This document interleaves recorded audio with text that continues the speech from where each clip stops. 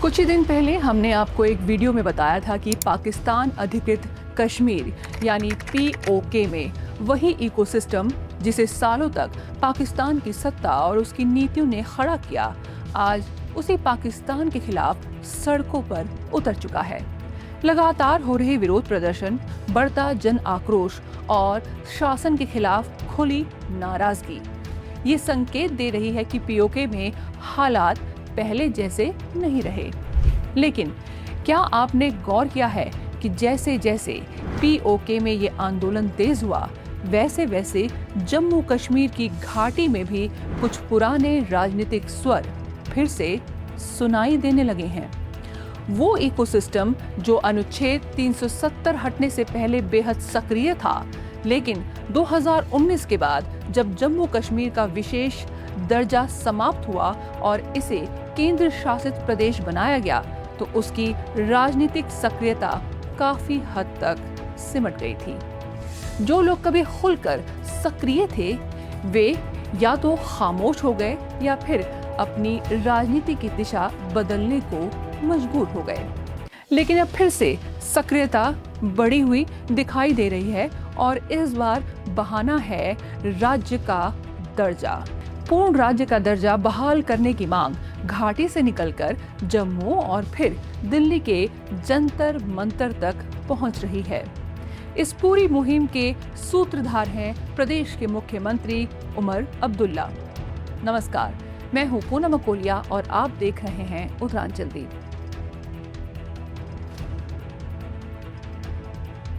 आज की खबर को समझने के लिए किसी लंबी भूमिका की जरूरत नहीं है। कुछ हेडलाइंस ही पूरे घटनाक्रम की दिशा और बदलते राजनीतिक माहौल को समझाने के लिए काफी है। आज से सिर्फ कुछ महीने पहले तक उमर अब्दुल्ला किस मुद्दे पर क्या रुख अपना रहे थे और आज उनकी राजनीति किस दिशा में जाती दिखाई दे रही है, आइए सबसे पहले कुछ हेडलाइंस पर नजर डालते हैं।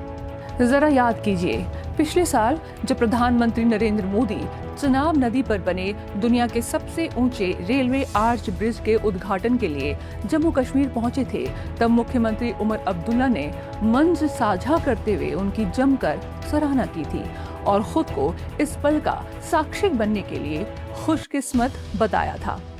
इतना ही नहीं, नेशनल कॉन्फ्रेंस के संरक्षण डॉक्टर फारूक अब्दुल्ला ने भी कहा था कि जो काम अंग्रेज भी नहीं कर पाए, वो प्रधानमंत्री नरेंद्र मोदी ने कर दिखाया। और ये तो कोई बहुत पुरानी बात भी नहीं है। अभी पिछले महीने ही जब वेस्ट एशिया में बढ़ते तनाव के कारण ऊर्जा संकट गहराया था, तब मुख्यमंत्री उमर अब्दुल्ला ने भारत की ऊर्जा सुरक्षा और स्थिति को लेकर केंद्र सरकार की सार्वजनिक रूप से जमकर सराहना की थी। दिलचस्प बात ये थी कि उसी समय इंडिया गठबंधन के कई सहयोगी दल केंद्र सरकार पर लगातार हमलावर थे, लेकिन उमर अब्दुल्ला ने इस मुद्दे पर राजनीतिक विरोध से अलग रुख अपनाते हुए केंद्र सरकार की तारीफ की थी। अभी 28 अप्रैल को ही लगभग भारत के सभी अखबारों ने एक खबर को कवर किया था। मौका था केंद्रीय मंत्री शिवराज सिंह चौहान जम्मू कश्मीर में लगभग 35,500 करोड़ की सड़क परियोजनाओं की शुरुआत करने के लिए पहुंचे थे।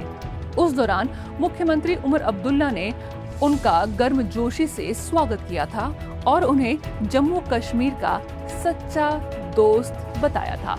इतना ही नहीं, उन्होंने शिवराज सिंह चौहान को प्यार से मामा भी कहा और इस पूरी खबर को लगभग सभी अखबारों और टीवी चैनल्स ने हल्के फुल्के अंदाज में जरूर चर्चा का विषय बनाया।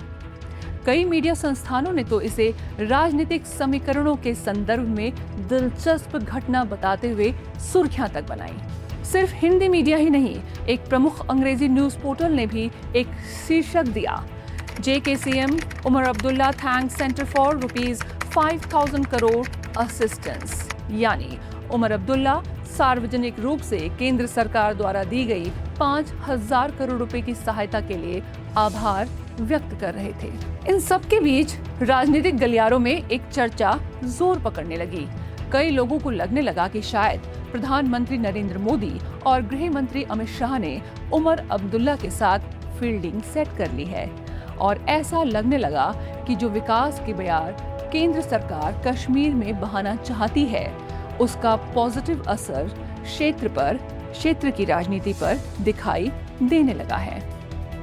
ऐसा लगने लगा मानो उमर अब्दुल्ला अब टकराव की नहीं, सहयोग की राजनीति कर रहे हैं।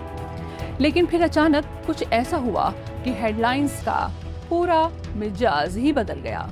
जो सुर्खियां कल तक सहयोग की कहानी कह रही थी, वही अब टकराव, प्रदर्शन और राजनीतिक आरोप प्रत्यारोप की गवाही देने लगी।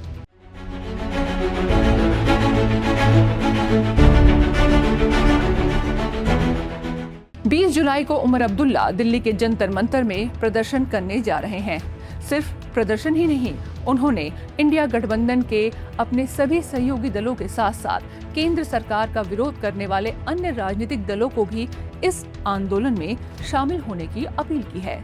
सवाल यह है कि आखिर कुछ ही महीनों में ऐसा क्या बदल गया जिससे सहयोग की राजनीति को टकराव की राजनीति में बदल दिया। अब इस पूरे घटनाक्रम को थोड़ा विस्तार से समझते हैं। इस अभियान की शुरुआत सीधे दिल्ली से ही नहीं हुई, इसकी शुरुआत घाटी से हुई।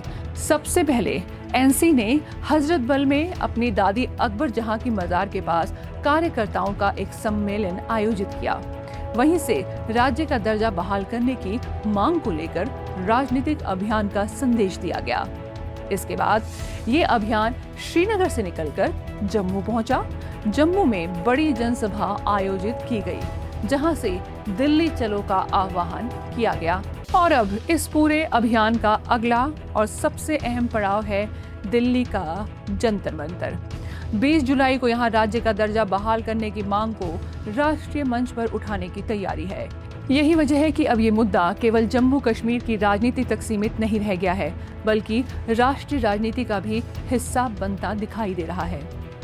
इतना ही नहीं, उमर अब्दुल्ला ने ये आरोप भी लगाया है कि भारतीय जनता पार्टी जम्मू कश्मीर के विधायकों को तोड़ने और अपने पक्ष में लाने की कोशिश कर रही है। भारतीय जनता पार्टी ने इस बयान को हल्के में नहीं लिया। पार्टी ने तत्काल प्रतिक्रिया दी और उमर अब्दुल्ला को कानूनी नोटिस भेज दिया। लेकिन उमर अब्दुल्ला भी पीछे हटने वाले नहीं थे। उन्होंने उस कानूनी नोटिस को ही लव लेटर कहकर उसका मजाक उड़ाया। घाटी की सत्ता का केंद्र हमेशा दो प्रमुख राजनीतिक परिवारों, अब्दुल्ला परिवार और मुफ्ती परिवार के इर्द गिर्द ही घूमता रहा है। घाटी में दशकों तक चली अस्थिरता, अलगाववादी राजनीति और प्रशासनिक विफलताओं की जिम्मेदारी से इन दलों को पूरी तरह अलग करके नहीं देखा जा सकता है। ये वो नेता हैं जो हमेशा से अलगाव के समर्थन में नजर आए हैं, खुलकर भी और लुक-चुप तरीके से भी। कश्मीर के मुद्दे पर पाकिस्तान की भूमिका हो, इसके भी पैरोकार ये दोनों ही परिवार हमेशा रहे हैं, यानी भारत के अंदर पाकिस्तान की आवाज बनकर। यही तो कारण है कि जब उमर अब्दुल्ला नरेंद्र मोदी या फिर केंद्र सरकार की तारीफ करते हैं तो ये बड़ी हेडलाइन बन जाता है। कुछ लोग सोचने पर मजबूर होते हैं कि क्या विकास की बयार में कश्मीर में अलगाव और अलगाववादी बह जाएंगे। लेकिन जो राजनीतिक जानकारों के धुरंधर हैं, वे हमेशा इस बात पर टिके रहे कि कश्मीर का हल सिर्फ विकास से नहीं है। ज्यादातर कश्मीरी कभी भी अलगाव के रास्ते से नहीं हटेंगे।